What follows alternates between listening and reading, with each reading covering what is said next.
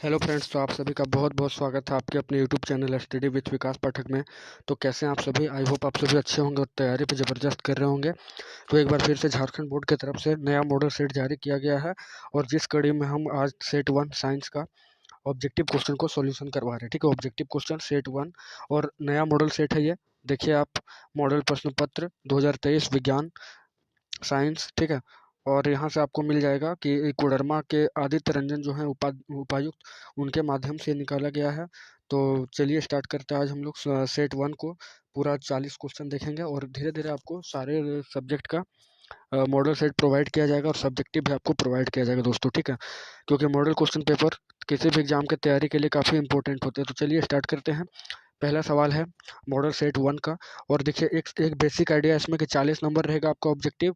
और देखिए यहाँ पे समय आपको 1.5 घंटा मिलेगा। ठीक है, 9:45 से एग्जाम शुरू होगा और 1.5 घंटा आपको समय मिलेगा। तो चलिए वीडियो स्टार्ट करते हैं। पहला क्वेश्चन जो है सेट 1 का, वह निम्न में कौन सा पदार्थ लेंस बनाने के लिए प्रयुक्त नहीं किया जाता है?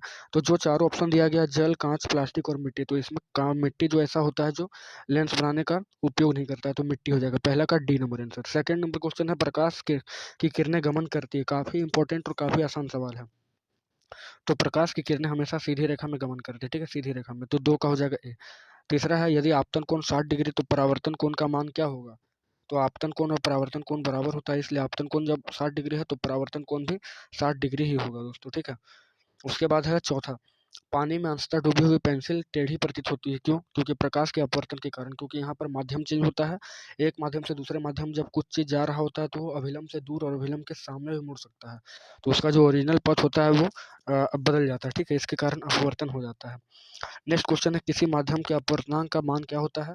तो किसी भी माध्यम के अपवर्तनांक का मान होता है साइन आई बटे साइन आर। ठीक है, तो 5 का हो जाएगा ए नंबर। छठा क्वेश्चन है यहाँ पे कि निर्वात में प्रकाश की चाल क्या होती है? निर्वात में प्रकाश की चाल, तो निर्वात में प्रकाश की चाल होती है वो 3 × 10⁻8 मीटर पर सेकंड, यानी पहला नंबर ऑप्शन बिल्कुल करेक्ट होगा यहाँ पे। सातवां है मानो मानो नेत्र अभिनेत्र लेंस की फोकस दूरी को समायोजित करके विभिन्न दूरियों पर रखी वस्तुओं को फोकसित कर सकता है। ऐसा कर पाने का क्या कारण है? तो ऐसा कर पाने का समंजन क्षमता होता है। ठीक है, समंजन क्षमता है कि उसको घटा बढ़ाकर बराबर करता है नेत्र की लेंस को। ठीक है, तो समंजन क्षमता हो जाएगा सातवां। आठवां नंबर है नेत्र के आगे का भाग उभरा रहता है, जिसे क्या बोलते हैं?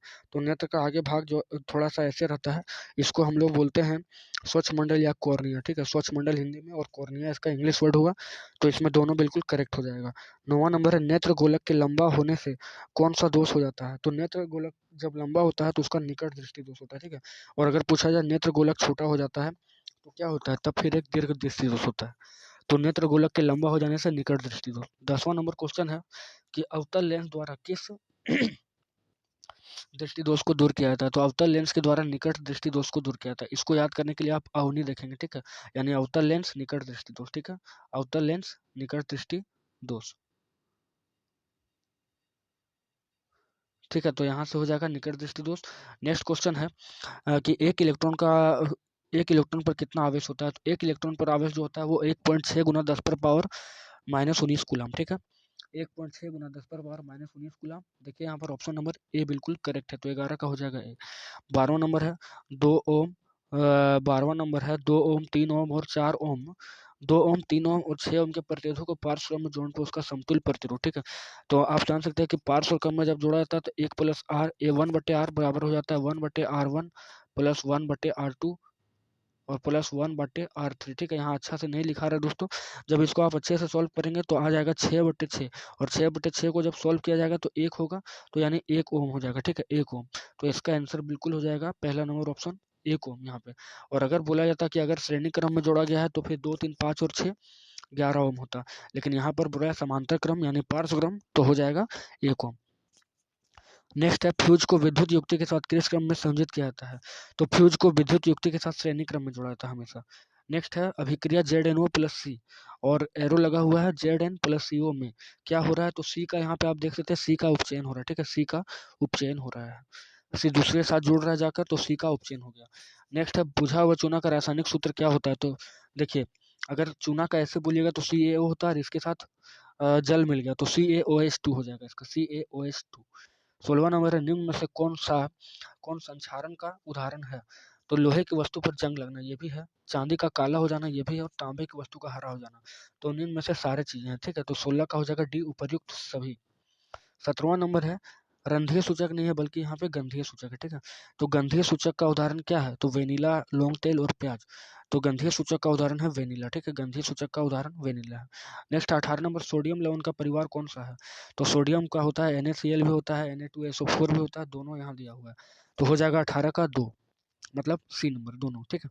नेक्स्ट है, इनमें कौन सा कथन असत्य है, तो टमाटर में ऑक्जेली कम पाया जाता है, बिल्कुल सही है। इमली में साइट्रिक कम पाया जाता है, ये गलत है दोस्तों, ठीक है। इमली में टार्टरिक कम पाया जाता है, यहाँ पे साइट्रिक कम गलत दे दिया गया, तो बी नंबर हो जाएगा 19 का बी। नेक्स्ट है 20वां नंबर की एंटासिड का उदाहरण है, तो एंटासिड क्या होता है, तो जब आप बहुत ज़्यादा खाना वाना खा लेते हैं, ठीक है, तो बहुत ज़्यादा अम्ल हो जाता है, क्योंकि पचाने के लिए ज़्यादा से ज़्यादा हाइड्रोक्लोरिक अम्ल का आवश्यकता होता है। और जब इतना पचाने के लिए ज़्यादा हाइड्रोक्लोरिक अम्ल की आवश्यकता होगा तो उससे ज़्यादा बहुत ज़्यादा अम्लीय हो जाता है मुंह, ठीक है। तो उसके कारण एगो क्षार दिया जाता है, तो उसको हम लोग क्या बोलेंगे, बेकिंग सोडा भी एक क्षारीय प्रकृति की होती है, और मिल्क ऑफ मैग्नीशिया। तो हो जाएगा 20 का हो जाएगा सी नंबर, उपयुक्त सभी। आगे है 21वां, कौन सा धातु उष्मा का कुचालक है, ठीक है। तो लेड और मरकरी दोनों भी उष्मा का कुचालक है। उष्मा का कुचालक क्या होता है, जिसमें उष्मा अच्छे से चल नहीं सकती है। नेक्स्ट है, निम्न में कौन सा कथन असत्य है, तो असत्य कथन को यहाँ ढूंढना है। तो आयोडीन चमकीला धातु, ये तो बिल्कुल सही है। हीरा प्रकृति का सबसे कठोर पदार्थ होता है, ये भी सही है। गैलियम और सोडियम का गलनांक भी बहुत कम होता है। तो ग्रेफाइट क्या होता है, विद्युत का कुचालक, ये बिल्कुल गलत है, क्योंकि ग्रेफाइट विद्युत का सुचालक होता है, ठीक है। और यही बिल्कुल गलत है, असत। आगे बोला है कि इनमें कौन सा संबंध, इनमें से कौन संबंध मतलब सबसे अभिक्रियाशील है। तो आप किताब में पढ़े भी होंगे, सबसे अभिक्रियाशील श्रेणी जो होता है, पोटेशियम, फिर नाइट्रोजन, फिर सोडियम, फिर कैल्शियम। तो इस आधार पर सबसे ज़्यादा कठोर कौन हो जाएगा, तो इस आधार पर सबसे ज़्यादा कठोर हो जाएगा आपका पोटेशियम के, ठीक है के। आगे है कि इनमें कौन सा धातु जल के साथ अभिक्रिया नहीं करता है, तो जल के साथ अभिक्रिया लेड भी नहीं करता है, कॉपर भी नहीं करता है, सिल्वर भी नहीं करता है। तो हो जाएगा डी नंबर, 24 का डी, यानी उपयुक्त सभी, ठीक है। नेक्स्ट है, सिनेबार किस धातु का है, तो सिनेबार जो है वो पारा का होता है, ठीक है, यानी पारा Hg का, Hg मरकरी का, ठीक है। तो यहाँ पे मरकरी दिया हुआ है, देखिए यहाँ पे 25 का ए। आगे है कि इनमें से कौन सा ऑक्सीकारक का उदाहरण है, तो इनमें से कौन ऑक्सीकारक का उदाहरण, तो सभी हो जाएगा, उपयुक्त सभी तीनों, ठीक है। 26 का सी। नेक्स्ट है, मैग्नीशियम पाया जाता है, तो मैग्नीशियम हमेशा क्लोरोफिल में पाया जाता है, और क्लोरोफिल कहाँ होता है, तो हरे पत्तियों में हरे वर्णक को ही क्लोरोफिल कहा जाता है, और उसमें मैग्नीशियम पाया जाता है। नेक्स्ट है, वृक्क का संबंध किस तंत्र से है, तो वृक्क एक उत्सर्जन तंत्र होता है, ठीक है, डाइजेस्टिव सिस्टम के लिए काफी इंपॉर्टेंट होता है, तो उत्सर्जन तंत्र हो जाएगा। 29वां है कि पौधों में भोजन के स्थानांतरण के लिए उत्तरदायी कौन है, तो भोजन आप जानते हैं कि पत्तों में भोजन बनता है, फूड कारखाना कहा जाता है उसे, ठीक है। और जो तैयार पत्ता में जो तैयार भोजन होता है उसको फ्लोएम के माध्यम से सारे तरफ पहुंचाया जाता है, फ्लोएम। तो यहाँ पर आपका आंसर हो जाएगा बिल्कुल फ्लोएम, ठीक है।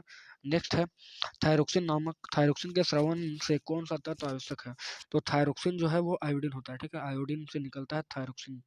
नेक्स्ट है, कौन सा पादप हार्मोन पत्तियों के मुरझाने के लिए उत्तरदायी है, तो वो आपका हो जाएगा ऑक्सिन नहीं होगा, साइटोकाइनिन भी नहीं होगा, हो जाएगा आपका एब्सिसिक अम्ल, ठीक है, एब्सिसिक अम्ल।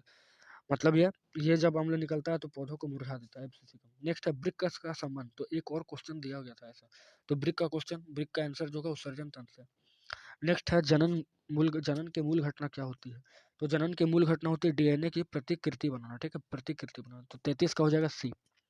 34वां नंबर है, जैव विकास का प्राकृतिक विवरण का सिद्धांत किसने प्रतिष्ठित किया, तो जैव विकास का जो है वो चार्ल्स डार्विन ने किया था, जबकि मेंडल क्या किया था, तो आनुवंशिक का पिता था। तो जैव विकास का डार्विन ने किया, ठीक है। नेक्स्ट, आनुवंशिकता का आधार क्या है, तो DNA, यहाँ देख के पता चल जाएगा DNA। आगे प्राथमिक उपभोक्ता क्या होता है, तो प्राथमिक उपभोक्ता जो होता है, मतलब जैसे उत्पाद हुआ, ठीक है, उत्पाद हरा पौधा, पेड़ पौधे को उत्पाद बोलते हैं, फिर जो पेड़ पौधा से जो खाया उसको हम लोग बोलते हैं प्राथमिक उत्पाद, और यह शाकाहारी होता है। या तो फिर आपका द्वितीय पोषी स्तर हो जाएगा, तो इसमें शाकाहारी और द्वितीय पोषी स्तर दोनों दिया है, तो 36 का हो जाएगा सी नंबर। आगे पारितंत्र के अजैविक घटक कौन से हैं, तो पारितंत्र के अजैविक घटक जो हैं वो आपका हो जाएंगे उपयुक्त सभी, ठीक है, तापमान, वर्षा और मिट्टी, तीनों हो जाएंगे। नेक्स्ट, ओजोन परत को सर्वाधिक प्रभावित करने वाला पदार्थ कौन सा है, तो सबसे ज्यादा अगर बात करें प्रभावित करने का, तो CFC, क्लोरोफ्लोरोकार्बन, ठीक है, CFC। तो 38 का हो जाएगा। 39वां है, इनमें कौन सा पर्यावरण मित्र व्यवहार अच्छा से मतलब अच्छा नहीं करता है, तो अच्छा नहीं करता है, ठीक है। तो स्कूल स्कूल मोटरसाइकिल से जाना, ज़रूरत नहीं रहने पर बिजली का स्विच बंद करना, ये तो सही है। कपड़े के थैले का उपयोग करना, ये भी सही है, इनमें से कोई नहीं, ये भी सही है। तो हो जाएगा 39 का ए। स्कूल मोटरसाइकिल से जाना, ये नहीं करना चाहिए। नेक्स्ट है चिपको आंदोलन की शुरुआत कब हुई? तो चिपको आंदोलन की शुरुआत जो मेधा पाटेकर वगैरह किया था 1970 ईस्वी में, ठीक है, 1970 के आसपास, 1970। और सुंदरलाल बहुगुणा ने भी किया था। इसमें आप राजस्थान वाला कहानी पढ़ेंगे जो खेजड़ी वृक्ष के लिए आपको ये किया गया था, ठीक है, पेड़ पौधों को बचाने के लिए किया गया था। तो आई होप ये वीडियो आपको अच्छा लगा होगा, और जल्दी से इस चैनल को सब्सक्राइब कीजिए, बेल आइकन को प्रेस करिए, क्योंकि बहुत लेटेस्ट नोटिफिकेशन और सारे मॉडल क्वेश्चन को यहाँ से सॉल्व करवाया जाएगा, ऑब्जेक्टिव सब्जेक्ट के दोनों, साइंस, सोशल साइंस, मैथ वगैरह सारे का, ठीक है। तो चलिए मिलते हैं नेक्स्ट वीडियो में, तब तक जय हिंद, जय भारत।